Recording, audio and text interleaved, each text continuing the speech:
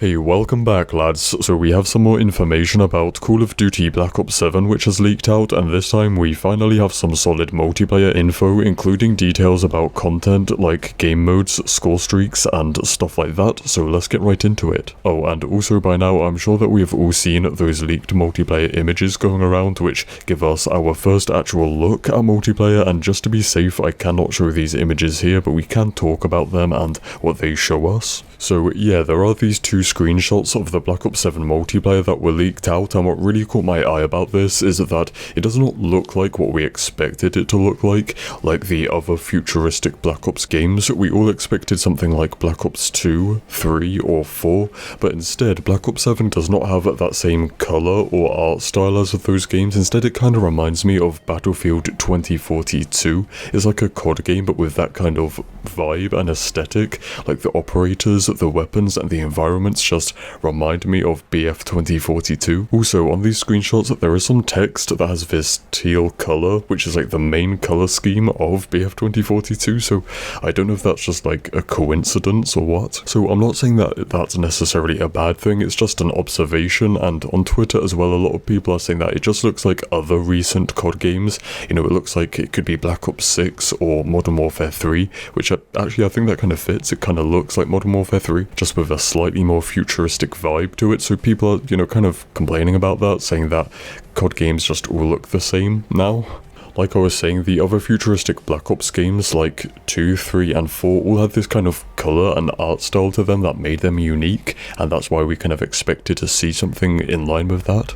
Now, the leaked images also had some information about two brand new multiplayer modes, including the new skirmish mode, which is very interesting and I think something I'm excited about because it sounds like a 20 versus 20 version of the war mode from COD World War II and Modern Warfare 3. So you have a defending team and an attacking team with linear objectives like capturing points of interest, destroying payloads and transmitting data, and the mode also includes wingsuits, so I guess that would just be a way to deploy into the map, and it does say a large map, so you could interpret that as there only being one map for the mode at launch, just because it says a large map and not maps. But yeah, anyways, I think that map will also be taken from the Warzone map, what's it called again? Oh yeah, Avalon. I absolutely loved the war mode in COD World War II, so having this kind of evolution of it where it's larger scale, 20 versus 20 on larger maps, I think, or map, yeah, I think that would be great. There is also another new mode called Overload, where there are two teams of 6 that are fighting to control over a neutral EMP device and deliver it to the other team's HQ. So it sounds like something similar to Uplink from Black Ops 3, which is basically football in Call of Duty, where there is a ball that spawns in the middle of the map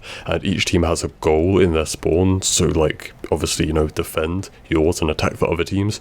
So yeah, basically to put the ball into the enemy's goal.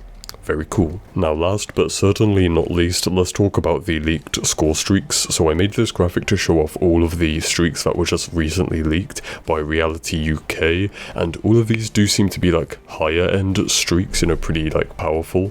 And there is certainly a lot of inspiration from those futuristic Black Ops games here with the streaks, like the VTOL warship, essentially the chopper gunner from Black Ops 2, the Dragonfire drone, attack dogs and drone swarm were all from Black Ops 2, the ground drone unit could be the GI unit from Black Ops 3, which was basically an AI controlled friendly robot. It was pretty powerful, it just kind of ran around the map seeking out enemies, had a lot of health. The sniper drone could basically be a drone version of the sniper heli from Black Ops 4, so basically an attack helicopter, but instead of gunning enemies down, like it just one-taps them with a sniper rifle.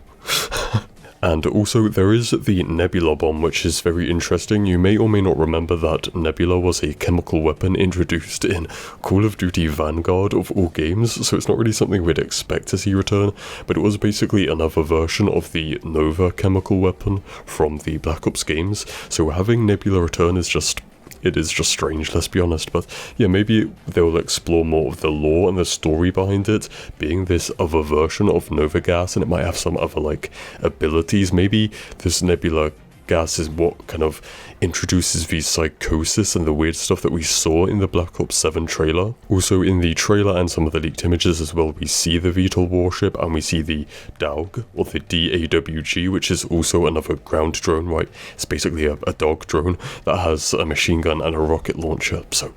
So yeah, the streaks are actually looking very good right now. As I said, there's a lot of, well, pretty much all of these leaked ones are top tier, high-end streaks, and they're all looking pretty powerful and pretty good. Now, of course, there are some other streaks. This isn't like a complete list, and there's no bottom tier streaks. You know, of course, there's going to be a UAV, counter UAV care package, maybe a Guardian, a hunter-killer drone, a Hellstorm missile, a lightning strike, stuff like that, stuff that you'd expect to see from a futuristic Black Ops game.